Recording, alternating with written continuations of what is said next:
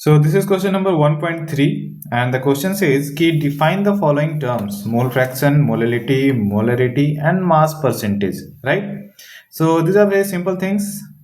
The way you have to write this answer in your answer sheet is like this. So first of all you have to write these are the following definition. First, for mole fraction. Mole fraction is simple, the ratio of the number of moles of the component that you want the mole fraction to obtain to the total number of moles that are present in the solution, right, or the mixture, right?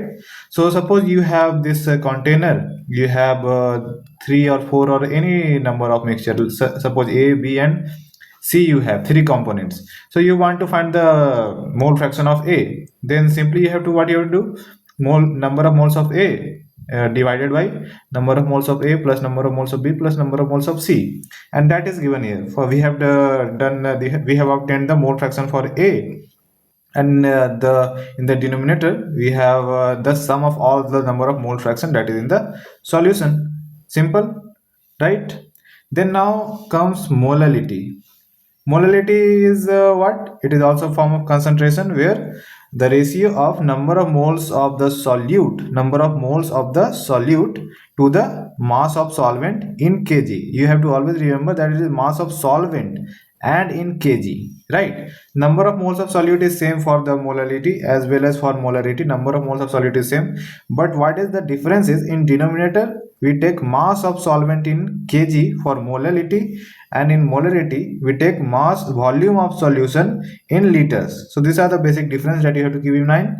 And then molarity is denoted by a small m, that is number of moles of solute by mass of solvent in kg, right? Then molarity, number of moles of solute to the volume of solution in liter, number of moles of solute to the volume of solution in liters, right? Then after that, mass percentage.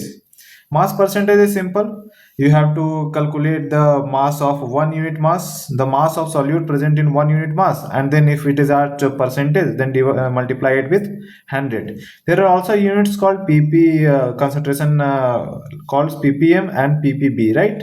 So this is also same. You have to obtain the mass of solute in 1 unit mass of solution into, for ppm, 10 to the power 6. Then mass of solute in 1 unit mass of solution into 10 to the power 9 for ppb. You can see it here. I have also written here that same thing is, these are the main concentration formulas that are used here.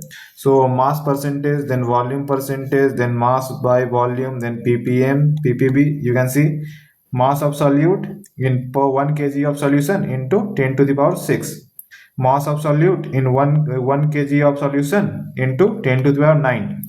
So million means 10 to the power 6, billion means 10 to the power 9, and thousand means 10 to the power 3, and percentage means 10 to the power 2, means 100, right? So this is simple. You have to also do the same thing for this and this, right?